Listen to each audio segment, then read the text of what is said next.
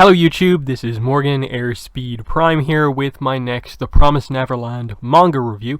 This one's going to be for chapter 172, which is called Free.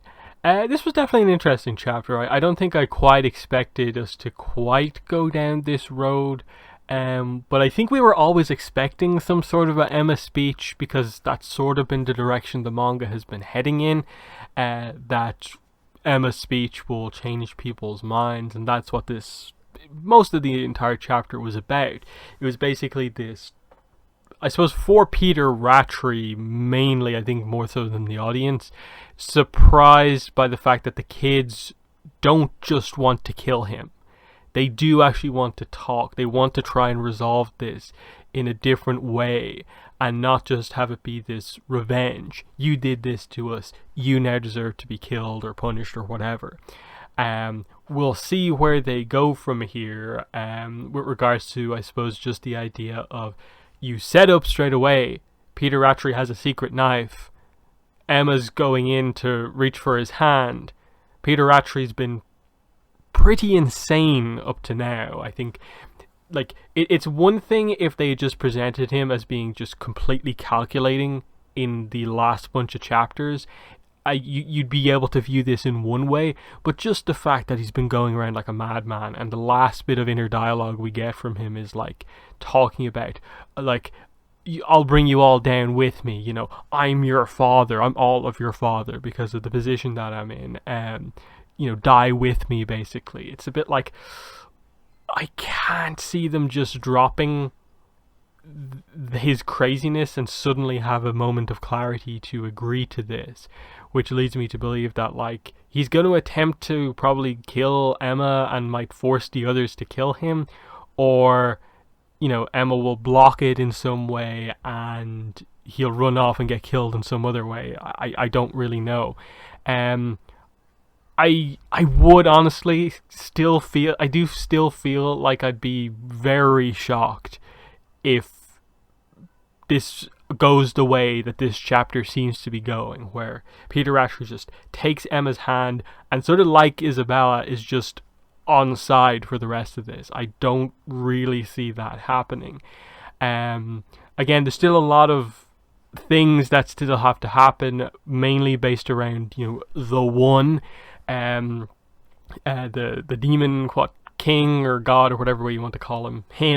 There's been so many words. The guy whose name is the kind of symbols.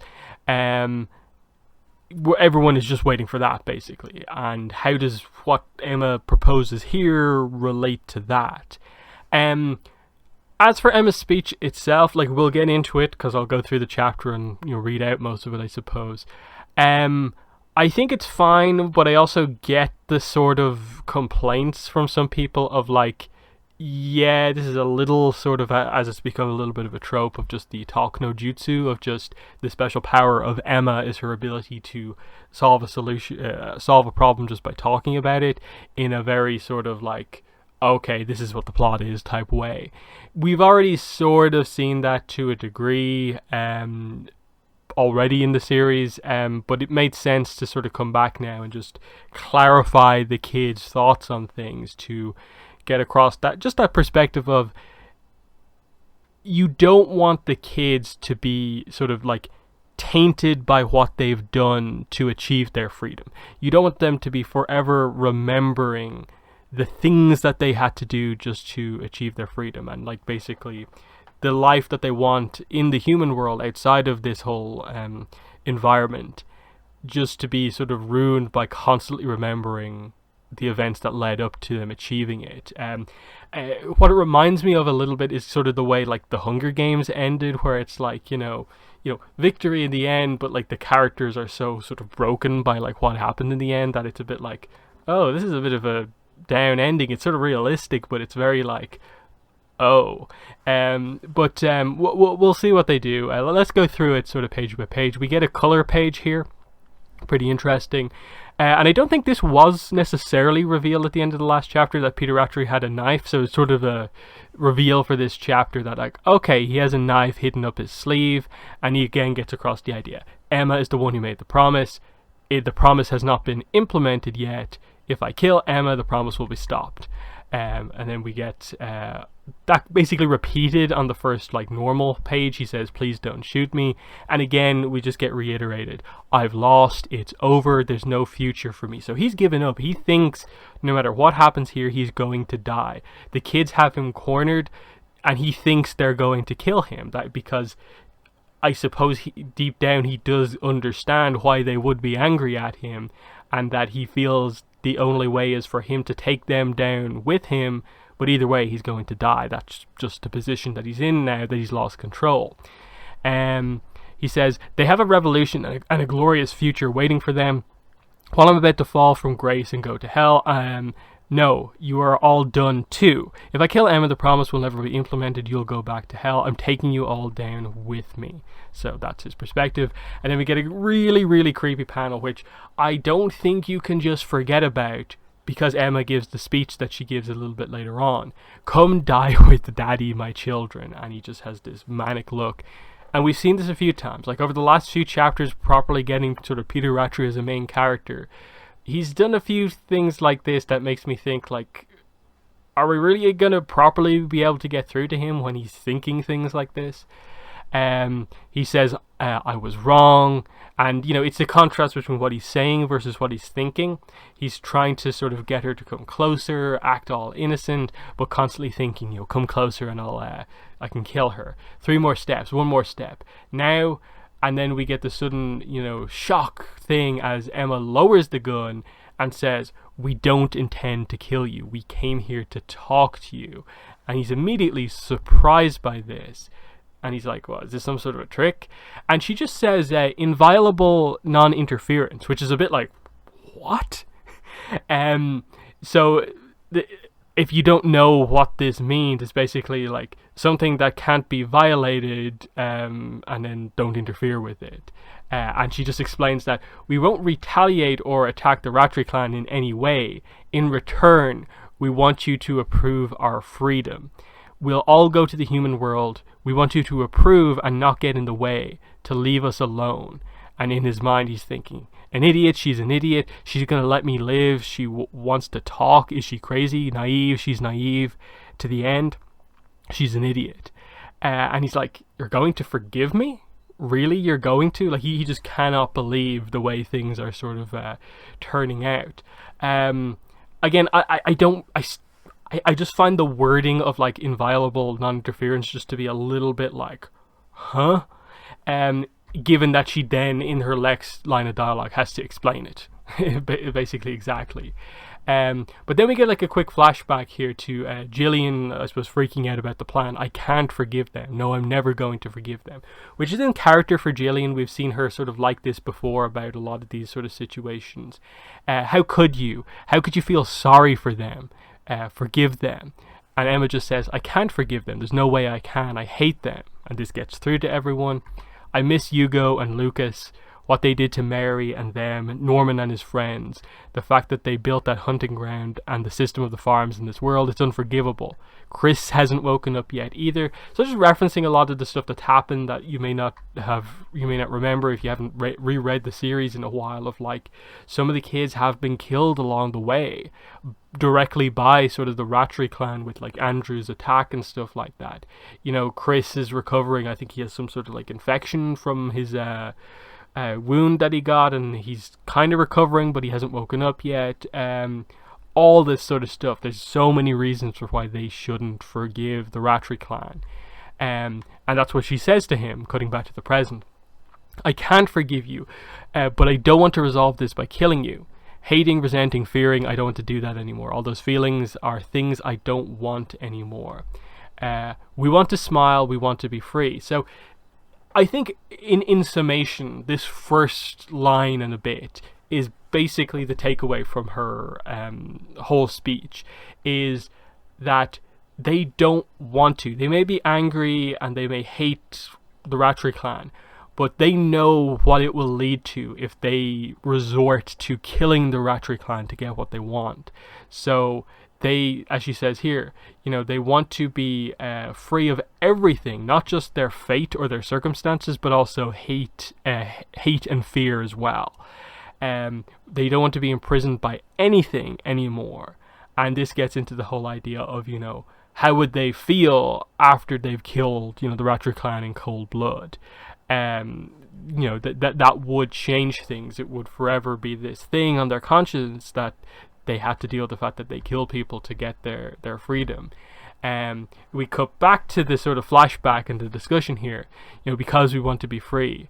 Nigel here says, it's hard to forgive, but unless we do it, we won't truly be free.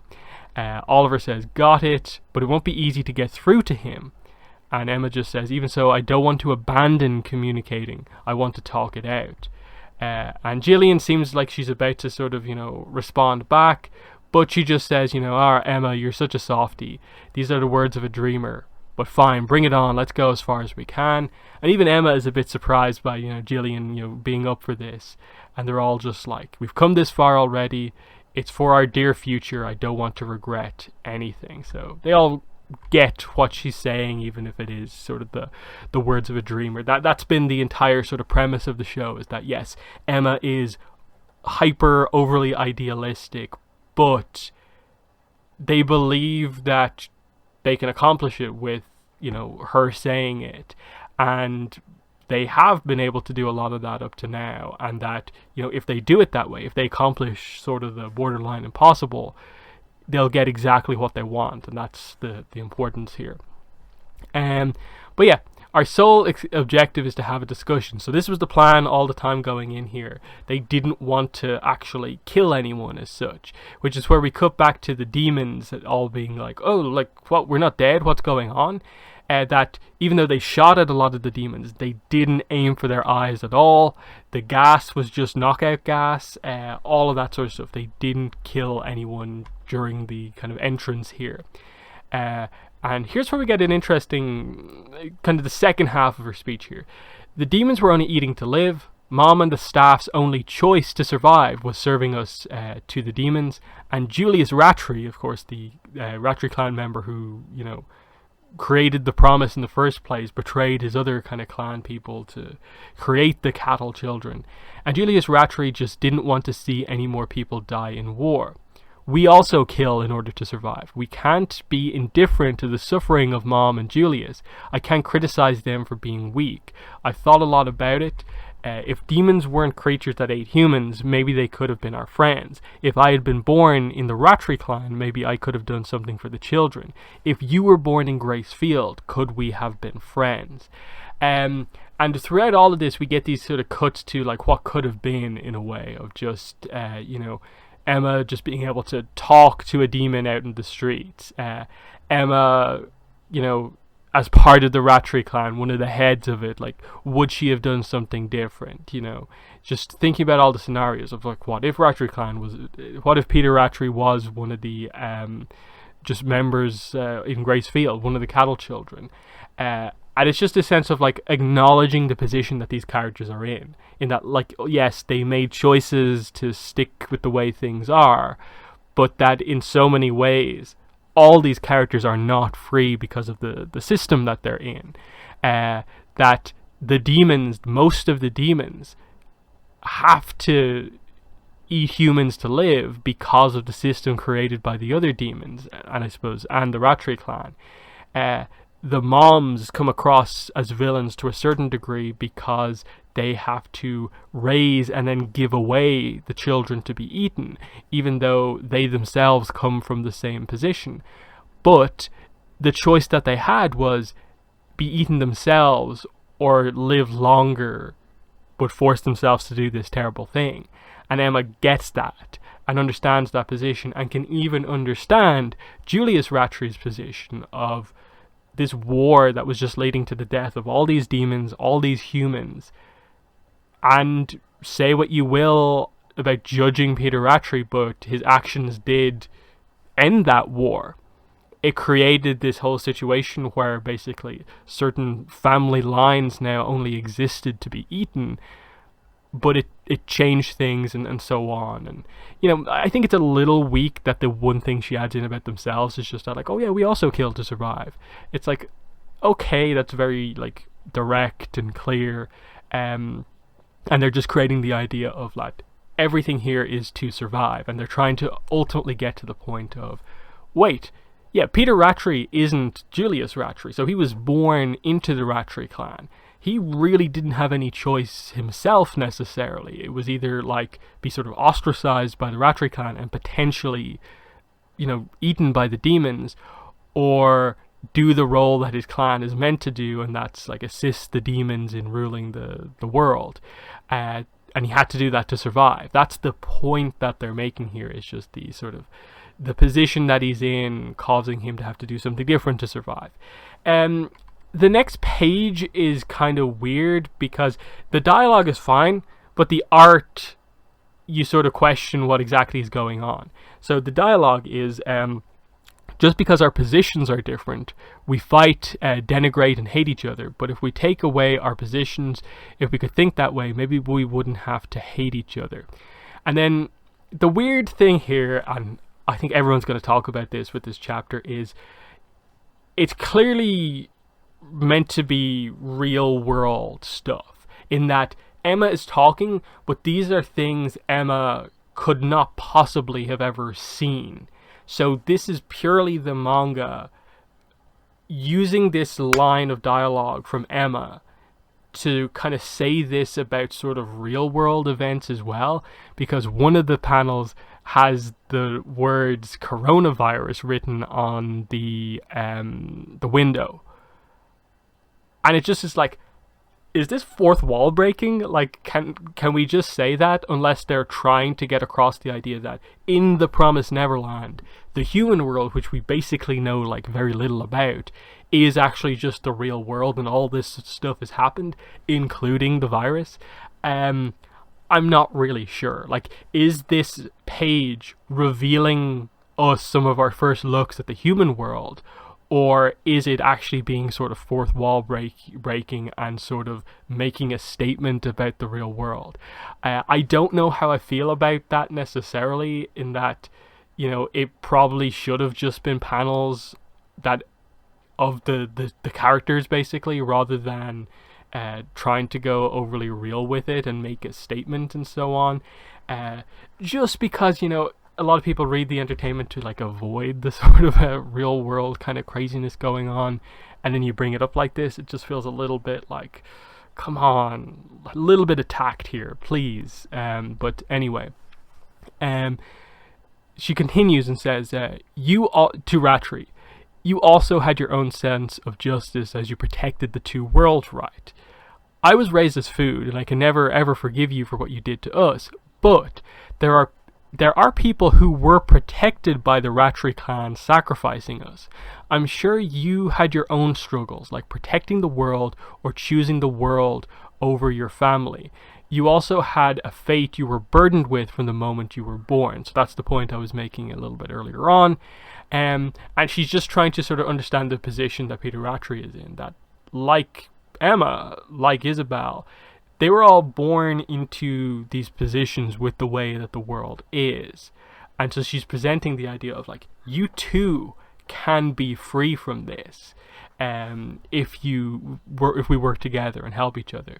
Again, without really knowing the full context, it's kind of like, there are people who are protected by the Rattray clan sacrificing us. Okay, yes, it's the Rattray clan, but also it's the idea that ultimately everyone on the human side of the world is protected by what the Rattray clan did, and it's almost like the curse of the Rattray clan that they have to stay on the demon side of the world and be that sort of like traitorous human faction supporting the demons, that it is sort of like a cursed position as well, just from a different perspective. In the same way that we can feel sympathy for the moms, you can also sort of see the angle they're trying to take on this.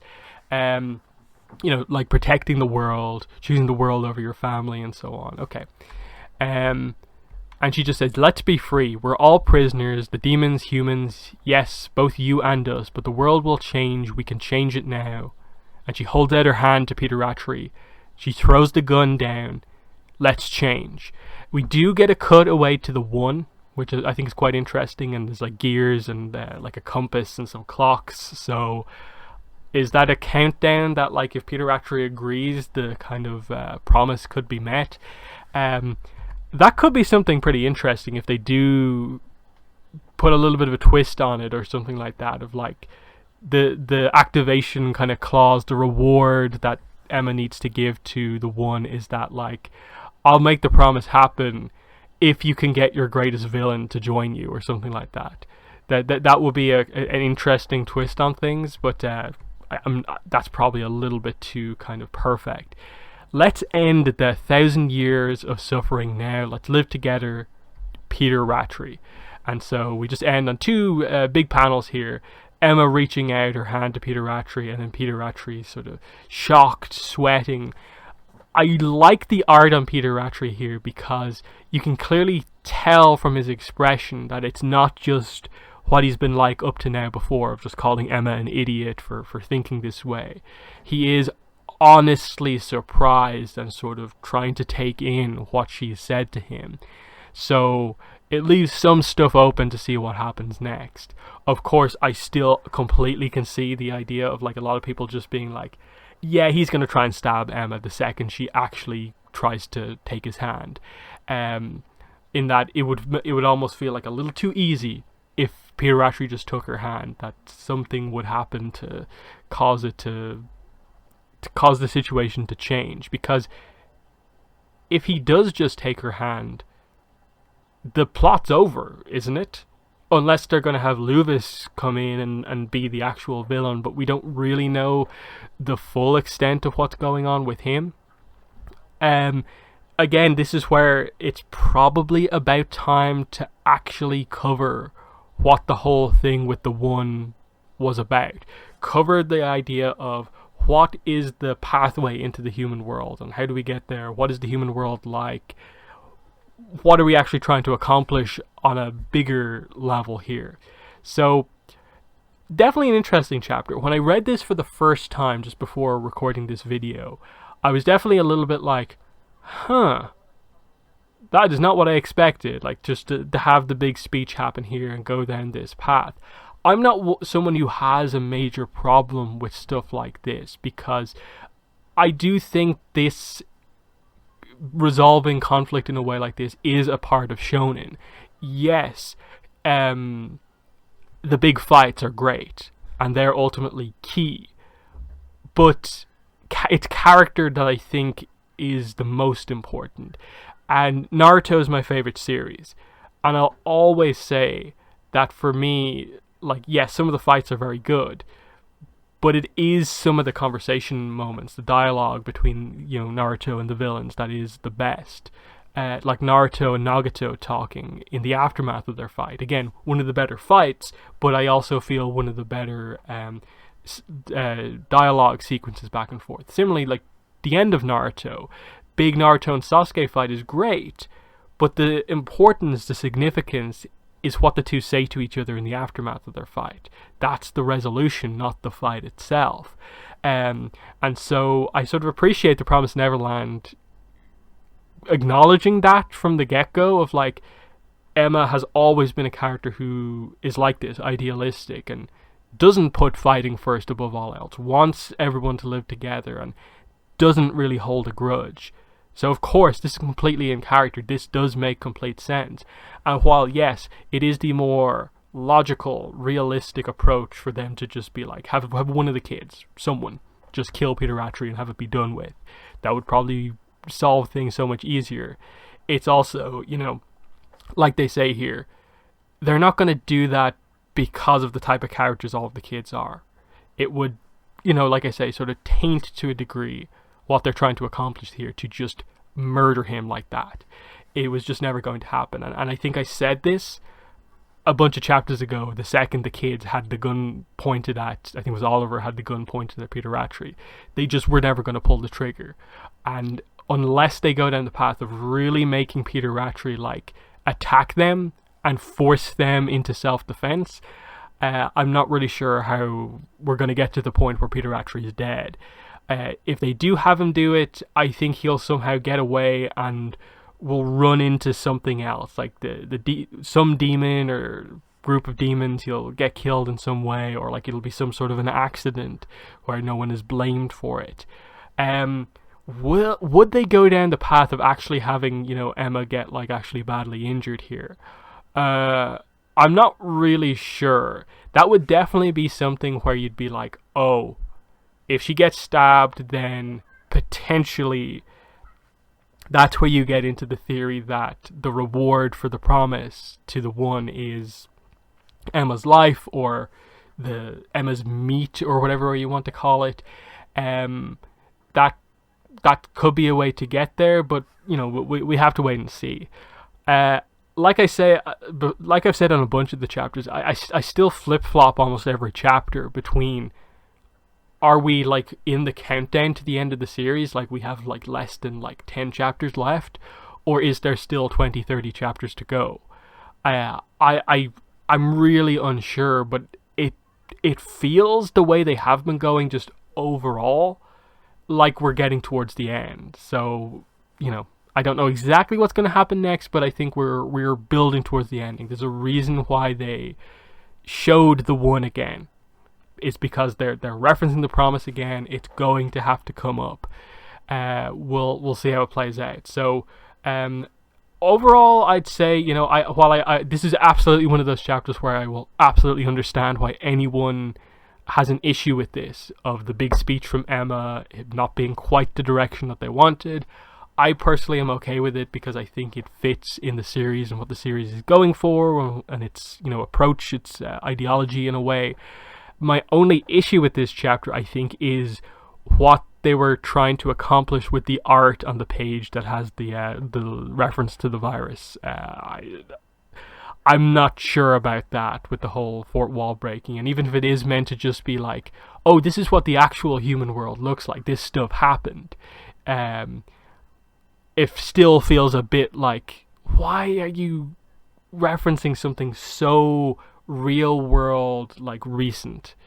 Like, it'd be fine if it was just that, but it just didn't have that virus mention. It's a little on the nose, and it takes you out of it. I think this is a perfect example of, I looked at that panel and it took me out of the comic. It took me out of the manga completely.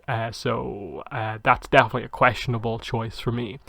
But in the comments, let me know what your thoughts are on chapter 172, on this sort of kind of surprising turn of going very idealistic, trying to convince Peter Rattray to side with them, to directly order them to be allowed back into the human world. What are your thoughts on this one? But yeah, that's been the video. Thanks for watching, and bye.